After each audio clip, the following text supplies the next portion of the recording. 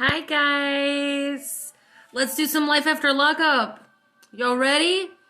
Some people say that this episode doesn't, and I'm a little late doing this, but like this episode really didn't have too much to it, but like I found some stuff.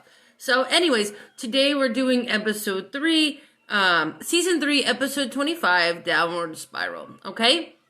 So they kind of really wrapped this video to really do I think a part of like a finale for the Lindsay and Scott thing. So of course they started out with Lindsay and Scott, and I thought something that was interesting, okay, is that Lindsay is talking about, oh, I have this beautiful house. Now you're talking about the house is beautiful? When you used to say, you know, you didn't like this and you didn't like that, but now you're saying that the house is beautiful, and you're talking about, you was calling him, and you're like, I'm in the middle of the nowhere. Bitch, middle of nowhere? He moved to Alabama, no, Mississippi for your ass. So you're in your home state. So I don't know about this in the middle of nowhere thing, you know, is such a bad idea. So Lindsay is like, she's ready for this showdown, right? Like she knows she has all like the producers and the cameras all in there.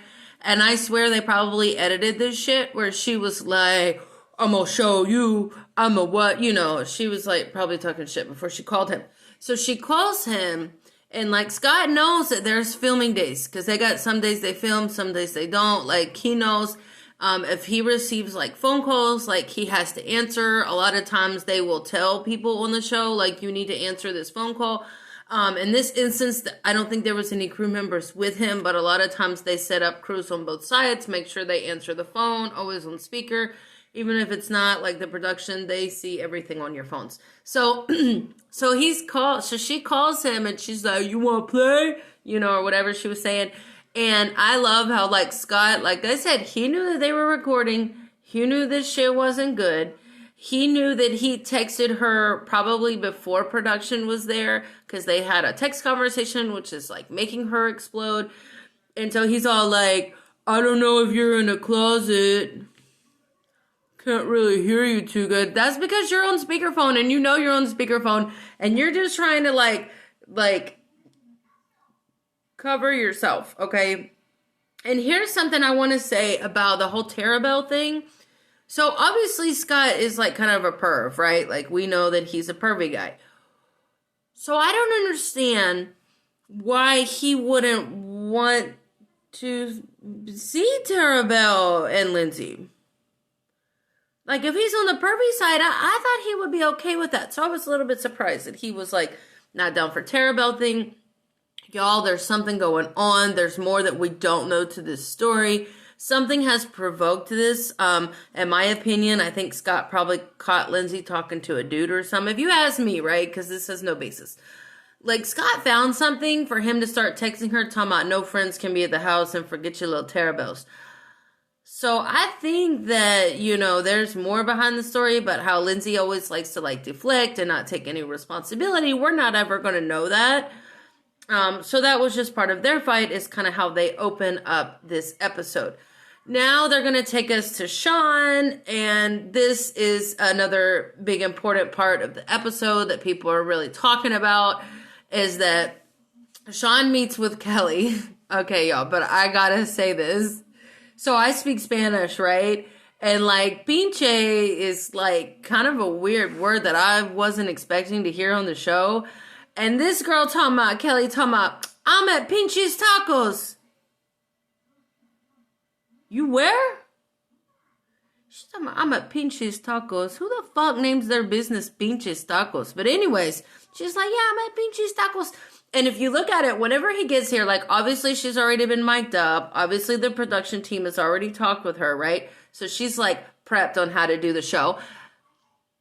If you see the episode, she has food ready for Sean. So, like, they had a conversation. Like, I literally think they filmed some of this and then they sat down and bullshit and ate and just hung out. Because, like, if you notice, like, his food was, like, right there. And, you know, something that Sean was talking about whenever he was driving to talk to Kelly is he said, I don't want to pull out of my 401k again. I've already dipped a few times into my 401k. So that means this motherfucker has just been show. I'm telling you, like I told you before, he got a raise because he moved and he thought he was going to be a hotshot. And then the numbers wasn't adding up because you moved to a new place and things cost different. That little house doesn't look cheap. He's got more than one car, like, you know, them kids, blah, blah, blah. So he, you know, is kind of really catching up with him, like his expenses. And so him asking Kelly for money, like that shit was crazy. Like everyone, of course, was like, oh my God. Then she pulled out that damn phone and she did her little PayPal, her little Venmo. She was like, dude. So you know what? Good for you, Kelly. You got 6 kids. You work at Pinches Tacos and you got a little money, you know, saved. Like, good for you. Sorry you got that piece of shit asking you for money, girl, but you know, you want to do that charge double thing? I'm down with it. I'm down. You pushed out lots of them kids. So, you know, you can go ahead and make that. But I thought it was interesting that Kelly must save her money, you know what I mean, and run her things. It would be really interesting to see how Kelly talks about running her household. I bet she has like some good, you know, little saving tips and stuff like that. So, I think that like Sean is just so fucking selfish at this point. It's retarded. He's like in this whole like Destiny is this drug. He's been looking for this. Like if he's already looked for 3, if you already talked to 3 other girls in prison before you got Destiny, there is some itch that he's trying to scratch. He's knee deep in it. It is what it is. I think that y'all, this irritates the shit out of me. This whole storyline about Destiny done picked up and she left and I don't know where she is and blah, blah, blah. And I'm going to go surprise and go to the court. No, that's a lie. Like, you know, y'all made the deal. Destiny went a few days ahead of time to hang out with her family. You know your ass was going to be there, number one, because you're like a dope head for her. I don't get it. You're so addicted to her. But besides that, you need your money. And, you know, and at the end of the day, even how bad, like, Destiny talks to Sean, I know she was like, your ass need to be there.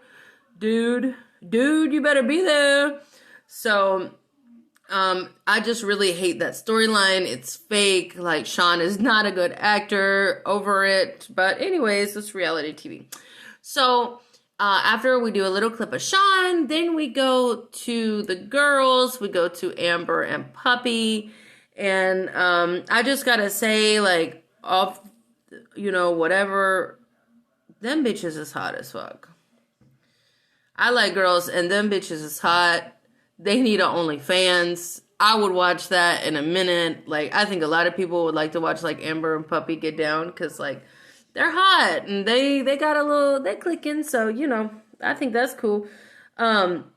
If you look at the beginning of the scene, so we get to where Puppy and Amber get home, they have a Christmas tree in the background. So that tells you that this was like last Christmas, and that just kind of gives you, because they've just got an interesting way how they're spinning in and out of all these couples from the different season. It works. It's working. It's great. Life after lockup is good regardless. So, you know, I just realized that it was last Christmas. So if we look at it, they've already been out for a year. So it'd be interesting to kind of get a little more of an update on that.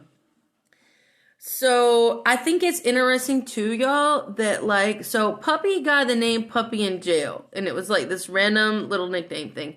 I think it's interesting that Puppy's mama calls her Puppy. She must have like trained herself on that. You know, I would be interested just to know what Puppy's real name is. I mean, I don't care. I'm not trying to look anything up. I just want to know, like, what her first name is. I just want to make, like, that connection of, like, what her name is. Obviously, she didn't like it if she likes Puppy. And, you know, of course, it's really sad about the Puppy's mom situation and her talking about, like, her health. In some ways, if you can look at this, I feel like it's kind of a good thing that, so Puppy's getting out, and then her mom is saying, okay, listen, I'm not doing good. This is the situation. I think it is, hopefully, is a good way for Puppy to, like, focus on being a productive individual and not fucking shit up. You know what I mean?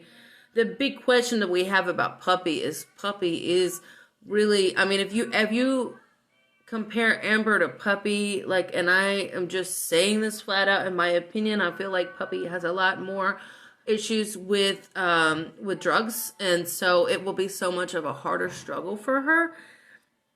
And so I just really hope the drugs don't become a part of her life. I really love the part whenever, Puppy's mom was telling her that she has to go have dialysis, and Puppy had the best answer. Puppy was like, then we'll just go every day. She didn't know what dialysis was, which is a little weird. But anyway, she didn't know what it was. And her mom was like, but we have to go every day. Puppy's like, then we go every day. Like, that was the best answer. I loved that. And oh my God, y'all, this shit was funny. Okay, so do you remember when y'all were teenagers and like your mom and dad were like, you're not going to that party or whatever, you're not doing this. And you're like, but really in the back of your mind, you know you're going to fucking do it. Like, you know within a shadow of a doubt, you're going to do it. But you just put that face like, no, I'm not going to do that. That's what Puppy and Amber were doing when they was talking about going to bed. And you know Puppy's mom was just playing around talking about y'all can't sleep together. You know, that was just like a little joke.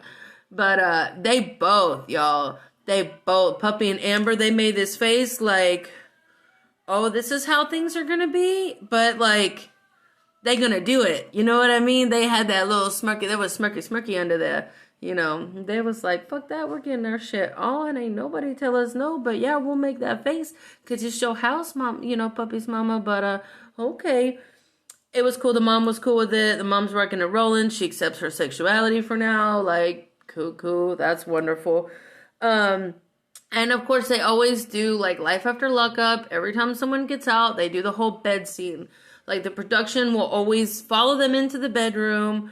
What, you know what I mean? And they act like they're there into the last minute and they get kicked out. But of course, they gotta do, like, their little bedroom scene, which was cute. I'm sure it was nice for Puppy to just relax. You know, she's tired as fuck. Like, it's been a ride. And so I get that. I get, like, she's tired or whatever. But I think that the main issue, though, here, guys, is that Puppy really is a little insecure about Amber's feelings for her. And I don't know if Amber is more of the timid and reserved one, or if Puppy is like an attention hog, because I really sense this, guys. I'll never forget them talking about that hand sanitizer in jail, ever. But, Puppy has really talked about how Amber is when she was drunk, and that they slept together a lot when they were drunk, and how Amber reacted when she was drunk, and she likes that drunk Amber part because of the attention that she gives her. And I'm just thinking that I don't know if Amber is going to be able to feel Puppy. You know, I think that they're going to have issues with that. I feel like Puppy is insecure with her relationship with Amber. I think Puppy is like not really having patience, and she wants this instant gratification, and she wants something right now, and I think that's really about her laying in bed talking about, okay, well, what are we going to do? And Amber was spot on. Amber knows how to handle her. And she was like, girl, you just got home. So anyways, now we're going back to John and Lacey, and like John is like apparently trying to do a drive-by by the house. This is all for a scene. He knows he's got to do it. I don't understand. Okay, so I've said this before. John is like a spoiled brat. Like, he's spoiled. That's why that nigga never learned. You know what I mean? Like, he doesn't, he just doesn't, I think he just gets what he wants. Like, he just got out of jail like 2 weeks ago and he's got that nice ass truck. Okay. I think John has just been given a lot of stuff, and I think that like Lacey is also giving him a lot of stuff. Every time he gets out of jail, he immediately like gets a job. I think he's got like a hookup. I'm telling you, just without knowing, I feel like his family has a business or something and they just like take care of him. I don't believe that he didn't know anything about Lacey until 2 days after he got out of jail. He's talking about how she's so addictive. I'm sure he found out before. People told him, hello, we've been on the show. There's been shit going on. So not buying that. And I think that, that was just a stupid little scene. They're just really just trying to rev this up because they're going to do kind of like a little finale-ish, for these guys, for Lacey and Sean, and have him come in. So They're just trying to get up. Now we are at Quaylen and Chevelle, and like, y'all, he did star 67. I'm dying. Does that work anymore? Do people use star 67? I didn't know that was a thing. I didn't know that was a thing like a decade ago. So if Quaylen shows me, like, if I see star 67 as a thing, that's cool. So he star 67 is her phone, y'all. And I just, like, I'm always in this same opinion that Chevelle has Quaylen's number and cell phone is on her fucking plan. And so this whole star 67 and I'm gonna delete this number is some bullshit. Quaylen is on that phone plan. He got to get it back together within 30 days. Is she going to cut off that phone? So anyways, he star 67 her. I think it's crazy she lied to that little girl, talking about, is that daddy? And him talking about, no. But you have to understand this part, is that there's a production team there. The production team already said, Quaylen is going to call you. You need to answer. We're filming this. That little girl is old enough to understand that, to listen to what they're saying and get that. So she knows the deal. That sucks. She's in the middle. We can't do shit about that. It is what it is on that, you know. So,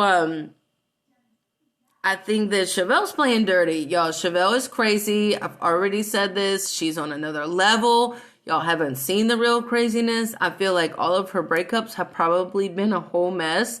So that's why she's playing him. You know what I mean? She's trying to act like she's not going to get back together with him. And she's trying to act like she's going to do this and that. She's just trying to make him feel the same as she felt. She's just trying to do this revenge shit. You know, I really just wasn't buying her stuff. So anyways, then we get to Brittany again, and I always wondered who was Brittany's dad. They mentioned her dad today. I ain't trying to poke in people's stuff, but, you know, they did mention about her dad. It sounds, y'all, there is a part that they're not talking about, is that Marcelino doesn't want, at that time, did not want Mama at the house. That's gotta be hard. Like, Brittany being in the middle of that, like, Brittany and her mama have issues, but, like, her husband, like, now she's having issues with her husband because of her mama, and they're just trying to help her. Like, that shit sucks. Sounds like a shitty-ass situation. She can't get help with them kids, and, you know, the grandma's missing out on time, but grandma's fucking up, so it's hard. You know, there is no, like, real solution to that. I think that the therapy, like, was great, but it might not, like, sink into that same day, okay? Like, that therapy session was nothing lost, was not a waste of time. It's gonna help them, you know, today or tomorrow, if you ask me on that. And you'll know it sounds so hard for Brittany's situation for her to talk about. And, like, we literally had been able to see that on the show about how she's all like, help me. And then she's all like, no. And she's defensive. Like, who the fuck can deal with that? That would be, because you would, like, get excited that your parents want help and you make a plan and then you get there, you take them, you pick them up, you drop off your other kids, you do all this shit. And then for the mom just to be defensive, like, didn't even let her do her intro. You know what I mean? That was hard. I like that. And the mama made a face when she was talking about, my mom does drugs. And the mama was like, girl, get on. Anyways, we still don't know how you lost all that weight. But anyways,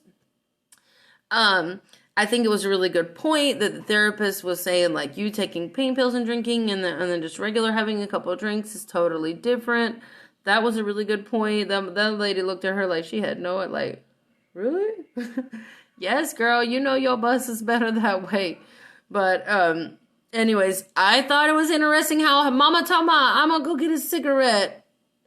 Them shits is only like 40 minutes, 45 minutes, them sessions. So I'm glad you had time to go get you a little cigarette and chill out before the end of that session. I mean, obviously it's filmed. Like, I'm sure they went over on time. I'm sure there was shit we didn't see. But I love how Mama told me, it's just selfishness. You're going to a therapy. Who's paying for that therapy? Is Mama paying for that therapy session? And tell me, I'm going to go get a cigarette. If I was paying for that shit, I'd be like, you wait. But anyways, So then we go back to Lacey and Sean. I think Sean is still just like a kid, y'all. And they do that stupid ass scene about having him see how labor feels. I really feel like there is a disconnection though with Sean because he's 21, because he's a man. He'll be so different later, but no, I don't think he understands pregnancy. No, I don't think that he understands a lot of, that stuff that is involved in that. I feel like sometimes Lacey feels like she does have another kid, but that's way better than like John that's, like shooting up in the bathroom or whatever when they was together. So I don't really, I do think Lacey feels that responsibility and she's really trying to get him to understand that and grow up a little bit as long as like she doesn't push him. Lacey has little daddy come over. Daddy's got to do his scene so he can get his little check from the show too. And she's talking about, can you help me put this bouncer together? If you look at it, Lacey put that whole shit together. But anyways, Lacey's something else, y'all. Lacey talking about, John's back out. And you can see her face. Like, But I'm glad they had money to buy that stupid shit for the little machine to see how labor pain feels. I'm glad that you had money for that. Anybody that does that, I don't know how much that costs, but I'm just saying I think it's totally a waste of time. So I'm glad you had money for that. And that was just a big old scene. They was just, making a little hee hee ha ha moment. Didn't look like that. Obviously didn't. If later they're showing the house and the kids giggling, that wasn't how the whole thing played out. I think there had to be a time where Sean was like pissed and he's like, get the shit off of me and I'm for real and I'm done. I'm sure that there was that moment. And then Lacey talking about, he wants to do a gender reveal. That's what he wants to do. No, Lacey, I really respect in this scene, like with the dad, because like he called his daughter out. So like I'm saying, she talking about, oh, John's out, and her entire face changed. Like I swear I can tell when women are turned on. She gets turned on by hearing his name, okay? And I love that like Lacey's dad is like, think about the consequences for your baby daddy. You know what I mean? Think about that. That's a really good point. Like, we're not playing around anymore. Daddy's tired about this shit. Daddy saw her little face talking about, John's out. You know what I mean? He knows. He knows the deal. He called it out the way that he should. I'm sure they had a better conversation later when the cameras weren't rolling. But, he had a good point. And he seems like he really likes Shane. He could like that Lacey is, like, stable because she's with Shane. Or he just likes him. I don't know. I just feel like, Pops is cool with, like, little Shane. That's cool. That works out. I do wonder where her mom is, too. You never see anything about her mom. But anyways, that's her business. So then we go back to Brittany and Mom. They're finishing up in their therapy session. And something really powerful to me was Brittany was like, how can I help my mom? And the therapist was like, well, your mom loves you, but she's not ready to change. And how those are two different things. Because a lot of times with addiction, like, we take things really personal. So that was just a really good way to, like, explain that. Then at the end, they trying to wrap this episode up, y'all. They trying to go back to crazy ass Lindsay. I can't get over her eyes and her little neck twitches and her little, I don't know, dude. Her entire fucking face scares me. Like, I'm not lying. Like, them eyeballs and them head rollings and snaps and everything, I'm like, whoa. Whoa. Like, the real Lindsay done pop the fuck out, y'all. But them eyes. Y'all need to go back and look at this episode and look at her crazy ass eyes. It's retarded. Her mom is afraid. You see Mama. Mama's like on the corner. Mama's like just watching her throwing out the shit. Mama knows, and Mama knows not to get in the middle of it. And Mama knows not to say anything because Mama knows when you got crazy-eyed Lindsay, ain't shit gonna get in the middle. So, it still scares me, the look on her face. And when she's mad, I think that her mom, like, gave some excuses about her being in jail too long and blah, blah, blah, and what jail to you. No, Lindsay's like that. Lindsay's always got what she wanted, so this is just a tantrum to me. This is nothing, that has to do with her being in jail for too long. And so, but that was crazy that she made that fucking video. She made that video, and I'm telling you, that neck was rolling, and she's here, like, calling him sweetie and honey and all this shit and showing him his wet shit outside. I'm like, God dang. But anyways, I'm sure that they'll finish that up next week. Oh, next week. Actually, Life After Lockup is we're almost to another episode. I've been like really late because I have a 2-year-old. I've moved. I've helped open a new restaurant, and I've had a kidney infection in the last 10 days. And so life has been crazy. Life After Lockup is amazing though. And like, I can't stay away from it. So even though I'm doing this review a couple of days late, we'll have another one coming up soon. It's just still worth it. There were still some good things in this episode. We'll see what happens next time. Like, I'm about to watch the preview so I can like kind of get an idea of what's going on. Thank you guys so much for listening. Lock After Lockup is the best. You guys stay tuned. Peace. One more thing, if the video has been like a little choppy, it's because I have my 2-year-old and I'm just trying to roll and get this out. I'm not like a huge editor type thing, so if you're bothered by it, you were, but was just trying to get this in as best that I can. And you guys take care of yourselves, okay? And stay safe.